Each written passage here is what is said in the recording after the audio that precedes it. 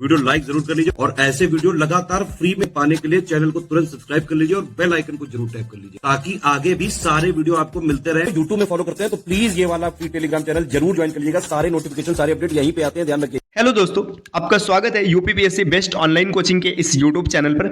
आज की इस वीडियो में हम लोग एक बार फिर से हाजिर हैं एक धमाकेदार सेशन के साथ। इसमें हम लोग समझेंगे 1857 के विद्रोह की असफलता का कारण। तो इससे पहले की क्लास में हम लोगों ने सीख रखा है कि 1857 की जो क्रांति होती है उसका नेतृत्व कौन करता है और किस ब्रिटिश गवर्नर जनरल द्वारा उस क्रांति का दमन किया जाता है। तो चलिए अब आगे बढ़ते हैं और हम लोग समझते हैं कि ये असफल क्यों होता है। क्लास में आगे बढ़ने से पहले जरूरी सूचना, इसको ध्यान से देखिए फिर हम लोग आगे बढ़ते हैं क्लास की ओर। देखिए दोस्तों, पीसीएस एग्जाम का जो सिलेबस होता है ये बहुत ज्यादा ब्रॉड है। आप ऐसे मान लीजिए कि एक पूरा एक समुद्र है। अगर आप इसमें बिना किसी प्लान और सिस्टमेटिक तैयारी के उतरेंगे ना तो आप समुद्र में कब डूब जाएंगे आपको पता ही नहीं चलेगा। आपको लगेगा कि चीजें आज सामान्य चल रही हैं, आप सफल हो रहे हैं, लेकिन कब आप रेस से बाहर हो जाएंगे और आप पीछे छूट जाएंगे आपको इसकी भनक भी नहीं लगेगी। तो आपको क्या करना है, इस समुद्र को पार करने के लिए एकदम सिस्टमेटिक तरीके से तैयारी करना है। अब इस सिस्टमेटिक तैयारी में कई बार हम लोगों के पास प्रॉपर गाइडेंस नहीं होता है, कई बार हम लोगों के पास गाइडेंस होता है तो जो समय लगता है उस समय हमारे पास प्रॉपर नहीं होता है। हम लोग टाइम मैनेजमेंट नहीं कर पाते और कहीं ना कहीं से चूक जाते हैं। तो इन्हीं सबको देखते हुए यूपीपीसीएस मेंस 2025 के लिए स्टडी फॉर सिविल सर्विसेज 3 नए पेड कोर्सेज लेकर आए हैं। अब इनमें देखिए क्या होगा। यूपीपीसीएस 2025 मेंस का कंप्लीट जीएस मटेरियल ग्रुप जो है, इसमें जीएस 1 to 6 तक की तैयारी कराई जाएगी। फीस मात्र 7800 रुपए। इसके बाद यहाँ पे देखिए यूपीपीसीएस 2025 मेंस के लिए जनरल हिंदी का जो कोर्स होगा इसकी फीस मात्र 1500 रुपए है। और बात करेंगे अगर इसमें answer writing without model answer, तो यहाँ पे देखिए इसका जो फीस है ये 4400 रुपए। अगर आप इन सभी कोर्सेज को एक साथ ज्वाइन करते हैं तो सिर्फ 13,400 रुपए में आपको इनमें इनरोल किया जाएगा। अब इनमें इनरोल कैसे होना है, देखिए आप इन दिए गए नंबर्स पे कॉल करके प्रक्रिया समझ सकते हैं। इसके अतिरिक्त यहाँ पे क्यूआर कोड्स देंगे, आप इन पे स्कैन करके पेमेंट कीजिएगा और इन नंबरों पे स्क्रीनशॉट भेज दीजिएगा। टीम आपको पेड कोर्सेज में शामिल कर लेगी और आप प्रॉपर तैयारी कर पाएंगे। इसी तरीके से यहाँ पे देखिए यूपीपीएससी आरओ जो री एग्जाम होने वाला है, इसका जो मेंस होगा इसका भी पेड कोर्सेज 8 अप्रैल यानी कि आज से स्टार्ट हो चुका है। अब आज 8 अप्रैल है, अगर आप वीडियो आगे देख रहे हैं तो ये आपको मिलेगा, लेकिन देखिए 8 अप्रैल से ये स्टार्ट हुआ। आप इसमें ज्वाइनिंग कभी भी कर सकते हैं, ऐसा नहीं कि 8 से स्टार्ट है तो 8 से ही कर सकते हैं। 10, 15, 20, 25 तक भी आप ज्वाइनिंग कर सकते हैं। इसमें देखिए क्या क्या क्या आपको मिलेगा। सबसे पहले जीएस का जो पेड कोर्सेस है इसकी जो फीस है 1800 रुपए होगी। इसके बाद अगर बात करेंगे हिंदी के लिए तो इसकी फीस 2200 रुपए होगी। निबंध की बात करेंगे तो 1800 रुपए में आप यहाँ से तैयारी कर सकते हैं और पेड क्विजेस जो है इसकी फीस मात्र 900 रुपए। अब यहाँ पे देखिए ये अलग अलग आप ज्वाइन करेंगे तो आपको थोड़ा सा नुकसान होने वाला है। क्यों? क्योंकि आप इन सबको ऐड करेंगे तो आपकी फीस पहुंच जाएगी 6700 रुपए। लेकिन अगर आप एक साथ अगर ज्वाइन करते हैं इन चारों ग्रुप में तो आपको 400 रुपए की भारी छूट मिलेगी और 6300 रुपए में आप ज्वाइन कर सकते हैं। आपको इसमें भी क्या करना है, आपको पेमेंट करना है। पेमेंट करने के लिए आप यहाँ पे इस क्यूआर कोड से आप स्कैन करके पेमेंट कर सकते हैं या फिर अधिक जानकारी प्राप्त कर सकते हैं दिए गए नंबर्स पे कॉल करके। तो आप एक बार इन नंबर पे कॉल कीजिएगा या फिर क्यूआर कोड स्कैन करके पेमेंट कीजिएगा, स्क्रीनशॉट सेंड कीजिएगा। देखिए दोस्तों, ये जो तैयारी की जर्नी है इसमें मनी से ज्यादा कीमत होती है टाइम की। और देखिए यहाँ पर भी ये पैसा भी बहुत ज्यादा नहीं लिया जा रहा है। एक मतलब जो कॉस्ट फी, मतलब ऐसे समझिए ना, मतलब जो मटेरियल की कॉस्ट है बस उतनी ली जा रही है। और टीम को सर्वाइव करने के लिए जो जैसे एम्प्लॉइज है भाई, वो एकदम ऐसा तो नहीं है कि मतलब फ्री में जॉब करेंगे, है ना। उनके लिए कुछ ना कुछ तो चाहिए। अब जो कंटेंट बना रहा है ना, जो वीडियो एडिट कर रहा है या फिर जो वीडियो बना रहा है, इन सब के लिए कुछ ना कुछ तो मतलब उनके जीवन यापन के लिए कुछ ना कुछ सैलरी की आवश्यकता होती है। तो बस इसीलिए यहाँ पे एक छोटा सा पेमेंट रखा गया। बाकी आपको पता है कि स्टडी फॉर सिविल सर्विसेज आपके लिए कितने सारे स्टडी मटेरियल्स फ्री में अवेलेबल कराते हैं, है ना। आप पापा वीडियोस को फ्री में देख सकते हैं, हर चीज फ्री में देख सकते हैं। अब बात रही यहाँ पे पेड कोर्स ज्वाइन ही क्यों करना है, ताकि आप तैयारी सिस्टमेटिक तरीके से कर सके। हर चीज आपको फ्री में है, उपस्थित है। ऐसा नहीं कि कोई भी डेटा फ्री में नहीं है। चाहे प्री की बात करें, मेंस की बात करें, सब कुछ, या फिर जो टॉपर्स के गाइडेंस होते हैं वो भी आपको स्टडी फॉर सिविल सर्विसेज के ऐप पर सब कुछ फ्री में मिल जाएगा। लेकिन बात यही कि सिस्टमेटिक नहीं होगा। अब आपको आज कुछ और पढ़ना है, आप कुछ और पढ़ रहे हैं, आप मार्ग से भटक रहे हैं, इस वजह से आप सिलेक्शन से दूर जा रहे हैं। तो आपको भटकना ना पड़े इसलिए इन दिए गए नंबर्स पे एक बार जरूर कॉल कीजिएगा। चलिए दोस्तों, अब आगे बढ़ते हैं अपने क्लास की ओर। चलिए अब बढ़ते हैं यहाँ पर देखने। देखिए 1857 के विद्रोह में क्या होता है, सभी वर्गों का शामिल न होना। देखिए जो ये क्रांति होती है इसमें एकजुटता की कमी होना ये विशेष कारण था जिससे क्रांति असफल होती। इसमें भारत के ही जैसे जो जमींदार वर्ग थे, शिक्षित वर्ग थे, अमीर वर्ग थे और कुछ किसान वर्ग भी इस क्रांति में साथ नहीं देते। तो ये पहली कमी क्या रही, एकजुटता का न होना। दूसरा देखिए सहायक साधनों का अभाव। सहायक साधनों का अभाव कहने का तात्पर्य है कि क्रांति को सफल बनाने के लिए जितने प्रकार के संसाधन की आवश्यकता होती होती है, जैसे कि हथियार चाहिए होगा उच्च दर्जे का, इसके बाद सूचना प्रसारण के लिए मतलब संचार व्यवस्था बेहतर होनी चाहिए, लेकिन ये सभी ब्रिटिशर्स के पास भारतीयों की तुलना में उच्च दर्जे की थी। क्यों? क्योंकि इसका मूल कारण था 1757 से लेकर के 1857, ये 100 वर्षों के बीच का जो समय होता है, इसमें लगभग सभी भारतीय राजा पेंशन पर आश्रित होकर निष्क्रिय हो जाते हैं, लगभग सभी, है ना। फिर क्या होता है कि यहां से वे सैन्य व्यवस्था जो है ये सीधा सीधा ब्रिटिशर्स के हाथ में चला जाता है, तो अभाव भारतीयों के पास हो जाता है। तीसरा देखिए, एक संगठित एवं एकबद्ध विचारधारा का अभाव, इसमें विचारधारा भी सबकी एकबद्ध नहीं होती। क्रांति के लिए समय का निर्धारण कुछ और किया जाता है और क्रांति पहले ही भड़क जाती है, और साथ में जो छोटे छोटे समुदाय थे, छोटे छोटे कबीले थे, छोटे छोटे वहां पे अपने अपने साम्राज्य को लेकर के सब परेशान थे। संपूर्ण देश में प्रसारित न होना, ये सबसे मूल, देखिए संपूर्ण देश में प्रसारित न होना, इसका मूल कारण क्या था? संचार व्यवस्था का न हो पाना। अगर संचार व्यवस्था होता तो क्या होता? ये क्रांति पूरे देश में संचारित हो जाती। जैसे आज के समय में आज की जो संचार व्यवस्था है, 1 घंटे में, या फिर 1 घंटा भी कहना बहुत बड़ा हो गया ना, चंद समय में क्या होता है, कोई भी सूचना देश के एक कोने से दूसरे कोने तक पहुंच जाती है, लेकिन उस समय ऐसा कोई संचार व्यवस्था नहीं होता है।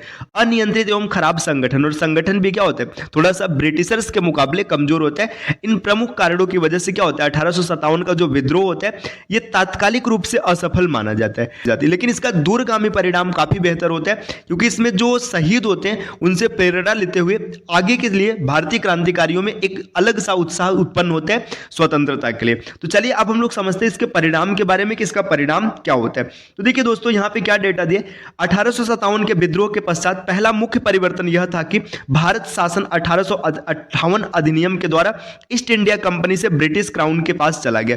देखिए पहला परिणाम क्या होता है, पहला परिणाम यह होता है कि 1857 तक भारत पे शासन किसका था, ब्रिटिश ईस्ट इंडिया कंपनी, या फिर ऐसे समझिए कंपनी का शासन चल रहा था।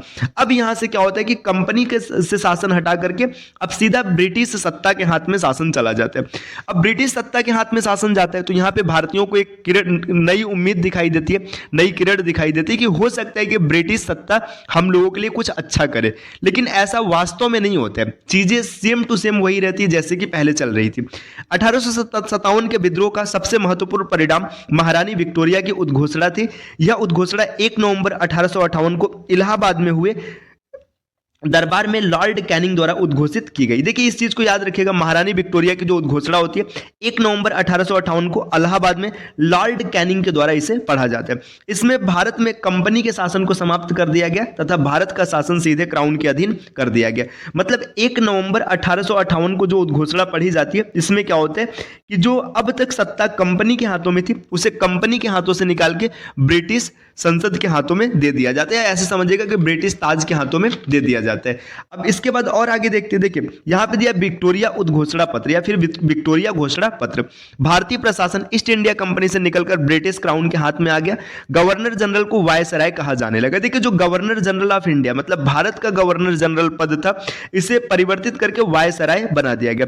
तो देखिए जो सबसे अंतिम गवर्नर जनरल है कौन है, लॉर्ड कैनिंग है। तो जो पहला वायसराय बनेगा ये भी कौन बनेगा, लॉर्ड कैनिंग ही बनेगा। ऐसा नहीं कि ऐसा कोई नियम था कि जो अंतिम रहेगा वही बनेगा, लेकिन यहां पे बनाया गया कि देखो लॉर्ड कैनिंग क्या होता है, प्रथम वायसराय होता है। ब्रिटिश सरकार अब भारत में प्रत्येक मामले के लिए उत्तरदायी हो गई। इंग्लैंड में एक भारतीय राज्य सचिव का प्रावधान किया गया, मतलब इंग्लैंड में भारतीय राज्य सचिव का प्रावधान बना। चलिए आगे देखते हैं। देखिए स्थानीय राजाओं के अधिकार व सम्मान को संरक्षण दिया गया। डलहौजी की व्यापक नीति के सिद्धांत को समाप्त कर दिया गया।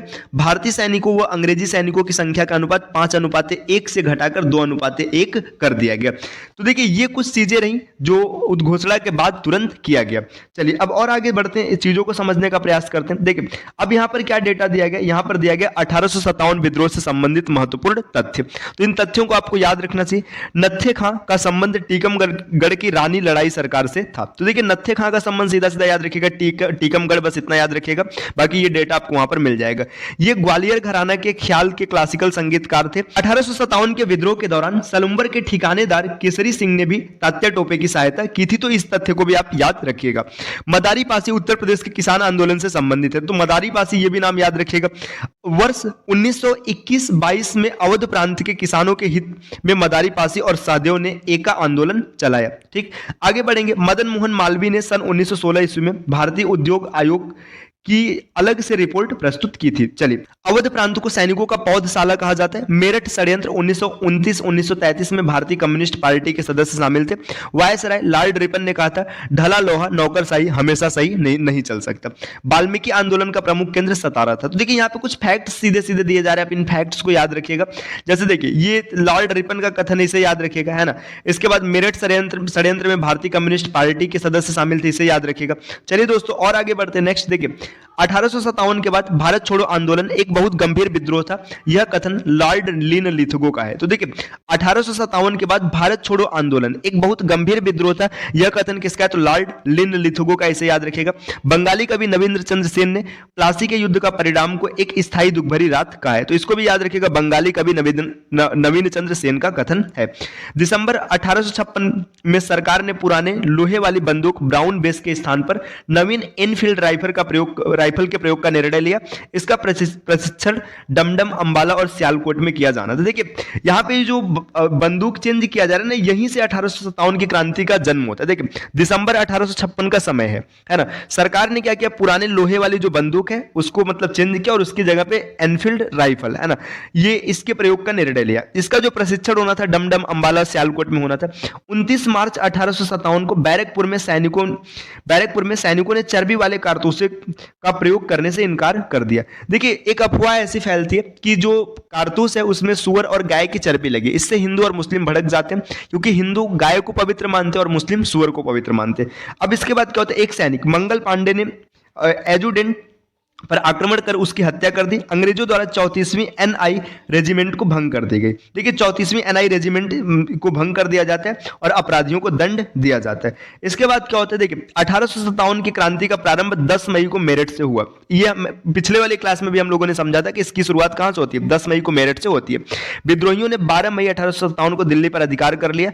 रानी लक्ष्मीबाई, जिसका मूल नाम मणिकर्णिका होता है, का जन्म 19 नवंबर 1835 को गोलघर में हुआ था, जो वर्तमान के वाराणसी में। तो मणिकर्णिका का जन्म कहां पे हुआ था? वाराणसी में। याद रखिएगा, इनका बचपन का नाम देखिए मणिकर्णिका था। इन्हें मनु भी के नाम से भी जाना जाता था।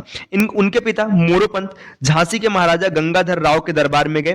रानी लक्ष्मीबाई का विवाह झांसी के महाराजा गंगाधर राव के साथ हुआ था। झांसी में 4 जून 1857 को रानी लक्ष्मीबाई के नेतृत्व में विद्रोह की शुरुआत हुई। अंग्रेज जनरल ह्यूरोज से लड़ते हुए 18 जून 1858 को वे वीर गति को प्राप्त हुई। तो देखिए, रानी लक्ष्मीबाई का दमन किसने किया था? मतलब ये जो झांसी का विद्रोह भी आप बोल लीजिए, इसका दमन किसने किया था? ह्यूरोज ने किया था। अब इसके बाद देखिए, यहाँ पे ह्यूरोज का एक कथन है, इस कथन को याद रखिएगा, ये कथन कई बार पेपर में मिला है। ह्यूरोज ने क्या कहा था कि भारतीय विद्रोहियों में यहाँ सोई हुई औरत अकेली मर्द थी। मतलब उन्होंने ऐसा कहा कि जो भी 1857 की क्रांति के विद्रोह में जितने लोग शामिल थे, उसमें इकलौता मर्द सिर्फ और सिर्फ झांसी की रानी थी। चलिए, और दोस्तों आगे बढ़ते हैं। यहाँ पे देखिए क्या दिया, अवध की बात करेंगे तो अवध मतलब लखनऊ में विद्रोह का प्रारंभ 30 मई 1857 को हुआ। विद्रोह का नेतृत्व बेगम हजरत महल ने किया था। ये हम लोगों ने पीछे की क्लास में देख रखा था। उन्होंने अपने बेटे बिरजिस कादिर को नवाब घोषित किया। अंत में 21 मार्च 1858 को कैम्बेल ने गोरखा रेजिमेंट की सहायता से लखनऊ पर पुनः अधिकार कर लिया। ठीक, तो यहां इसके आगे देखिएगा, 5 जून 1857 को कानपुर में नाना साहब, जिनका नाम है दोनों पंथ, ने को पेशवा मानकर स्वतंत्रता की घोषणा की गई। नाना साहब को सेनापति तात्या टोपे से बहुत सहायता मिली थी, है ना। और आगे बढ़ते हैं। देखिए, अजीमुल्ला खां नाना साहब के सलाहकार थे। अजीमुल्ला खां को क्रांति दूत के नाम से भी जाना जाता है। तो ये तथ्य याद रखिएगा, क्रांति दूत के नाम से किसे जाना जाता है। तात्या टोपे को रामचंद्र पांडुरंग के नाम से जाना जाता है। मतलब तात्या टोपे का नाम था रामचंद्र पांडुरंग, है ना। इनका जन्म महाराष्ट्र के योला गांव में हुआ था। तात्या टोपे को 18 अप्रैल 1859 को फांसी दी गई।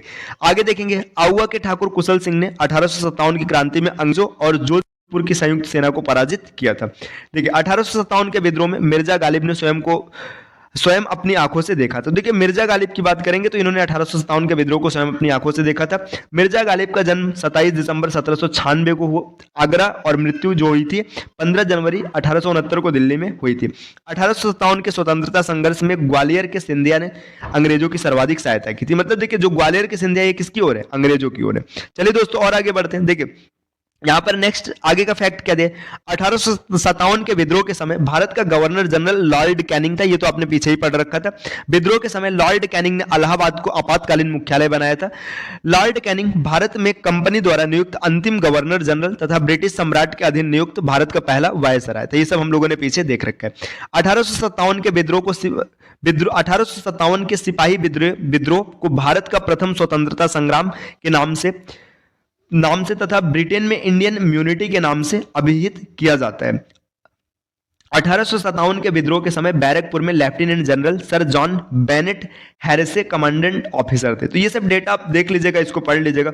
दोस्तों यहाँ पे कुछ डेटा आप इसका स्क्रीनशॉट लीजिए और इसे आप आसानी से पढ़ लीजिएगा। ठीक, चलिए इसका भी स्क्रीनशॉट लीजिएगा। ठीक, ये दो आप स्क्रीनशॉट ले लीजिएगा, इसको पढ़ लीजिएगा। ठीक, अब इसके बाद अगली क्लास में हम लोग जातीय आंदोलन को स्टार्ट करेंगे। तो चलिए मिलते हैं आपसे नेक्स्ट वीडियो में कुछ नई इन्फॉर्मेशन के साथ। तब तक के लिए नमस्कार।